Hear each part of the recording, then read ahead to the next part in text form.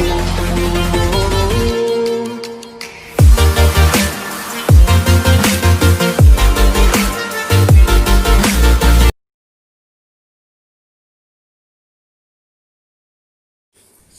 Morning बच्चों, मैं पूनम भारद्वाज आप सभी का अपने चैनल पर स्वागत करती हूँ। तो आज हम पढ़ रहे हैं पाठ मेरे संग की औरतें, जो कृतिका भाग 1 से है। इसका पहला भाग अब पढ़ चुके हैं और अब दूसरा भाग पेज नंबर 17 से शुरू है। तो बच्चों, आगे लेखिका कहती हैं अपने संस्मरण में, लीक से खिसके अपने पूर्वजों में माँ और नानी ही रही होती तो गनीमत रहती। लीक से खिसके, जो कुछ अलग चलते हैं और लोगों से अलग हटके जो काम करते हैं, वो कहते हैं माँ और नानी तो थी ही, जो सबसे अलग होकर चलती थी, लीक से हटकर चलती थी तो गनीमत रहती। पर अपने तो एक परदादी भी थी। कौन थी? परदादी, दादी की भी जो सास होती थी। तो एक परदादी भी थी जिन्हें कतार से बाहर चलने का शौक़ था। जहाँ सब चलते थे वहाँ नहीं, वो सबसे हटकर चलती थी। उन्होंने व्रत ले रखा था। व्रत अर्थात एक तरह से कसम खाई हुई थी कि अगर खुदा के फजल से, फजल का अर्थ है खुदा की कृपा, खुदा कौन? ईश्वर की कृपा से, ईश्वर की दया से उनके पास कभी 2 से ज़्यादा धोतियाँ हो जाएंगी। कितनी? 2 से ज़्यादा धोतियाँ हो जाएंगी तो वो तीसरी को दान कर देंगी, अर्थात 2 से ज़्यादा धोती अपने पास वो नहीं रखेंगी। जैन समाज में अपरिग्रह की सनक बिरादरी बाहर हरकत नहीं मानी जाती। जो अपरिग्रह ये होता है संग्रह न करना और किसी से कुछ भी ना लेना, किसी से कुछ ग्रहण ना करना, तो ये बिरादरी वार हरकत नहीं मानी जाती। इसलिए वहाँ तक तो ठीक था, पर उनका असली जलवा तब देखने को मिला जब मेरी माँ पहली बार क्या हुई? गर्भवती हुई। पहली बार गर्भवती हुई। तब मेरी दादी नहीं परदादी ने मंदिर में जाकर मन्नत मांगी कि उनकी पतोहू का पहला बच्चा लड़की हो। पतोहू कौन होता है? पतोहू उनके बेटे की बहू, कि जो भी उनके पहला बच्चा होगा वो लड़की होना चाहिए। आमतौर पर क्या होता है हमारे भारतीय समाज में, लड़के की ही मन्नत मांगी जाती है, लेकिन वो यहाँ कह रही है कि उनके यहाँ घर में जो भी बच्चा पैदा होगा पहला, वो लड़की होना चाहिए। यह गैर रवायती मन्नत मांगकर, गैर रवायती जो परंपराओं से हटकर मन्नत मांगकर ही उन्हें चैन नहीं पड़ा, मतलब अभी भी उन्हें चैन नहीं पड़ा। उन्होंने आगे और क्या किया? उसे भगवान और अपने बीच पोशीदा गुप्त रखना। जैसे हम भगवान से कुछ भी मांगते हैं तो किसी को बताते नहीं हैं कि बता दिया तो फिर हमारी इच्छा पूरी नहीं होगी। इस तरह की बातें हम करते हैं। तो पोशीदा रखने के बजाय, उसको गुप्त रखने के बजाय सरेआम उसका ऐलान कर दिया, सारी दुनिया को बता दिया कि मैंने भगवान से मन्नत मांगी है कि उनके घर में उनकी पतोहू के लड़की ही पैदा होनी चाहिए। लोगों के मुंह खुले के खुले रह गए। मुंह खुले रहना, आश्चर्य हुआ, उन सबको आश्चर्य हुआ परदादी की ऐसी बात सुनकर। उनके फितूर की कोई वाजिब जगह ढूंढे न मिले। उनको फितूर था, एक नशा सा था कि इसकी कोई वाजिब वजह भी ढूंढे नहीं मिली। इसकी कोई वजह हो कि लड़की ही क्यों मांगी उन्होंने। यह भी नहीं कह सकते थे कि खानदान में पुश्तों से कन्या पैदा नहीं हुई थी। ऐसा नहीं था कि उनके खानदान में बहुत सालों से, कई पीढ़ियों से कन्या नहीं हुई थी, इसलिए माँ जी बेचारी कन्यादान के पुण्य के अभाव को पूरा करने के चक्कर में थी। तो भाई जिस घर में लड़की नहीं होती तो वो तो सोचते भी हैं कि एक पुण्य मिलेगा कन्यादान करने का।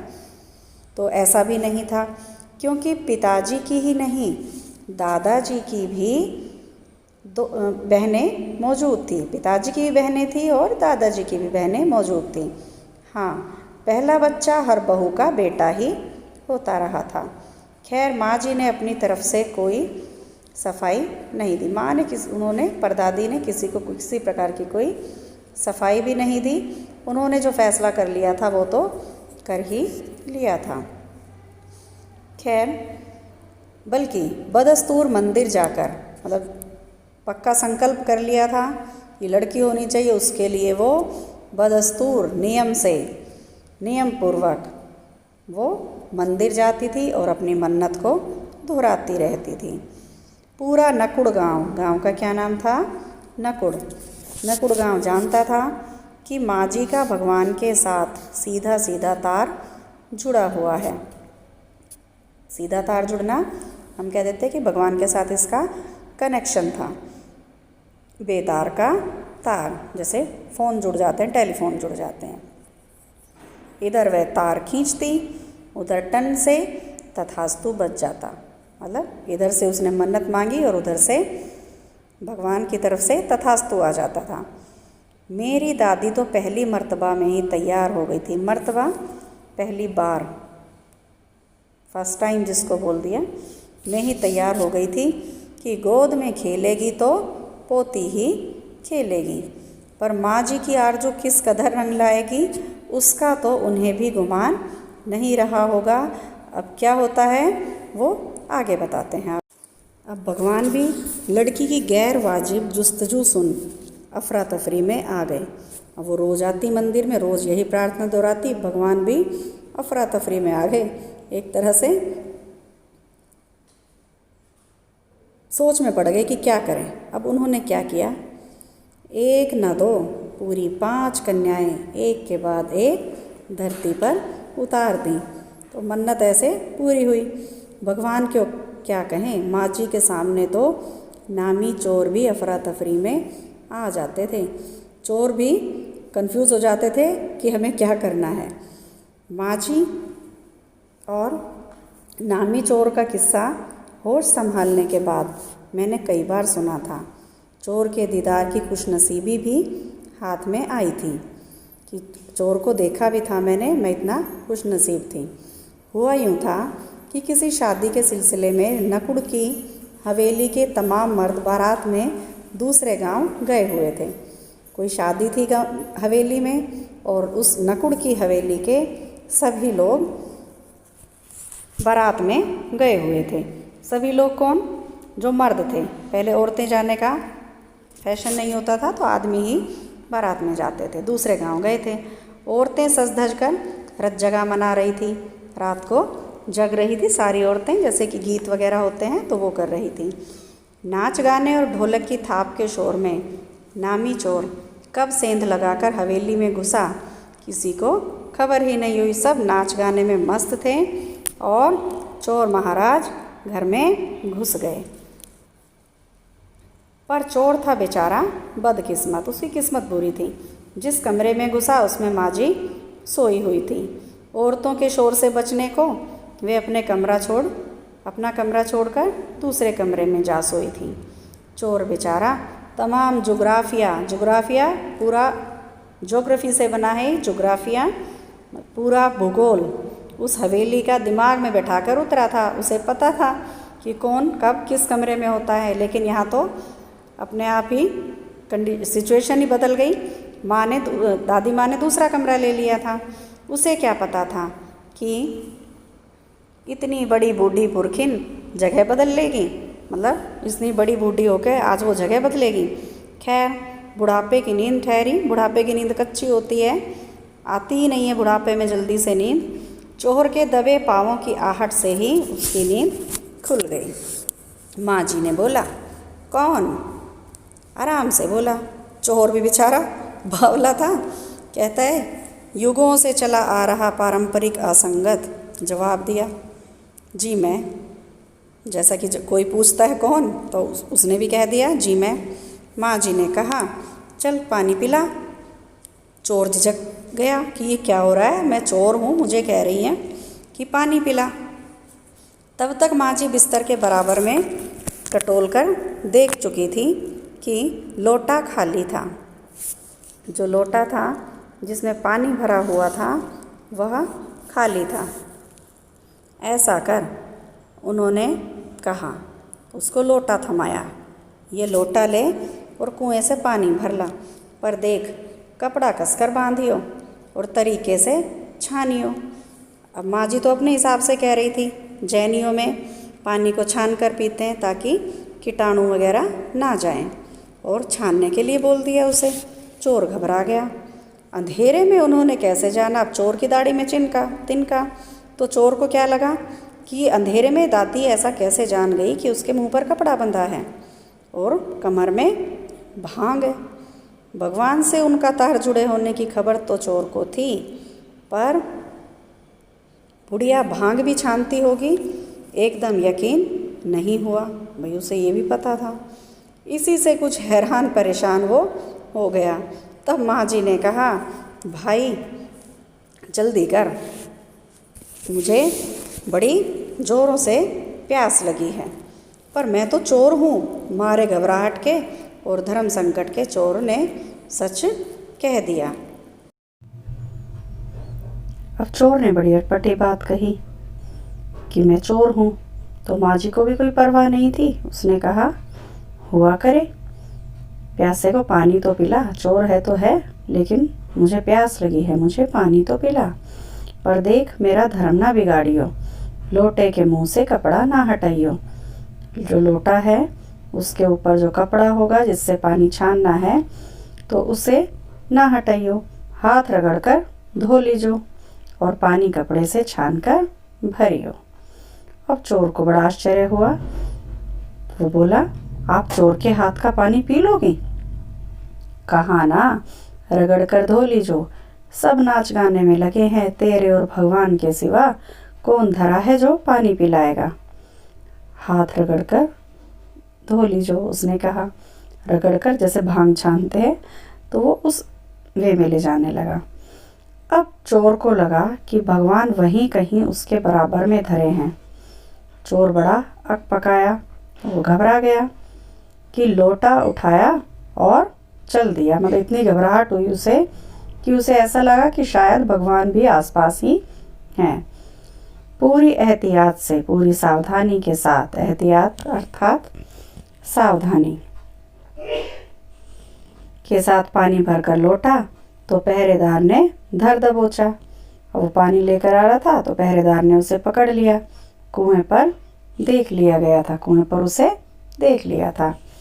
तब माँ जी ने लोटे का आधा पानी खुद पिया और बाकी चोर को पिला दिया। अब ये देखिए, उसने आधा पानी पिया और आधा चोर को पिला दिया और कहा, एक लोटे से पानी पीकर हम माँ बेटे हुए, ठीक है। अब बेटा चाहे तो तू चोरी कर, चाहे खेती कर।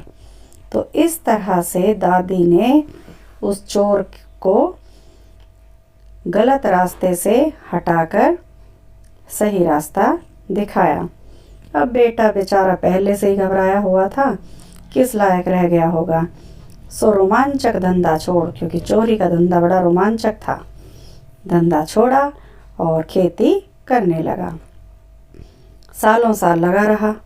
जब मैंने उसे देखा तो बड़ा भला मानुस बूढ़ा लगा और मुझे डरा डरा हैरान सा। उसने जब देखा, लेखिका ने, तो चोर की हालत क्या हो चुकी थी, वो बूढ़ा हो चुका था और डरा डरा हैरान सा दिखाई देता था। अब खानदानी विरासत कहिए या जीवाणुओं का प्रकोप, उन दो सन की बुढ़ियों के बीच में मैं अच्छी फंसी।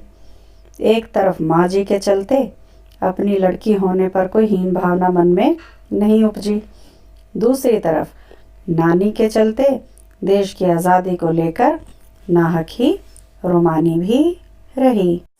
अब भगवान भी लड़की की गैर वाजिब जुस्तजू सुन अफरा तफरी में आ गए। अब वो रोज़ आती मंदिर में, रोज़ यही प्रार्थना दोहराती, भगवान भी अफरा तफरी में आ गए। एक तरह से सोच में पड़ गए कि क्या करें। अब उन्होंने क्या किया, एक न दो, पूरी 5 कन्याएं एक के बाद एक धरती पर उतार दी। तो मन्नत ऐसे पूरी हुई। भगवान क्यों क्या कहें, माँ जी के सामने तो नामी चोर भी अफरा तफरी में आ जाते थे। चोर भी कंफ्यूज हो जाते थे कि हमें क्या करना है। माँ जी और नामी चोर का किस्सा होश संभालने के बाद मैंने कई बार सुना था। चोर के दीदार की खुशनसीबी भी हाथ में आई थी कि चोर को देखा भी था मैंने, मैं इतना खुशनसीब थी। हुआ यूँ था कि किसी शादी के सिलसिले में नकुड़ की हवेली के तमाम मर्द बारात में दूसरे गांव गए हुए थे। कोई शादी थी हवेली में और उस नकुड़ की हवेली के सभी लोग बारात में गए हुए थे। सभी लोग कौन? जो मर्द थे। पहले औरतें जाने का फैशन नहीं होता था तो आदमी ही बारात में जाते थे। दूसरे गांव गए थे। औरतें सज धज कर रत जगा मना रही थी। रात को जग रही थी सारी औरतें, जैसे कि गीत वगैरह होते हैं तो वो कर रही थी। नाच गाने और ढोलक की थाप के शोर में नामी चोर कब सेंध लगाकर हवेली में घुसा किसी को खबर ही नहीं हुई। सब नाच गाने में मस्त थे और चोर महाराज घर में घुस गए।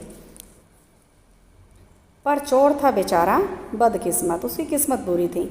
जिस कमरे में घुसा उसमें माँ जी सोई हुई थी।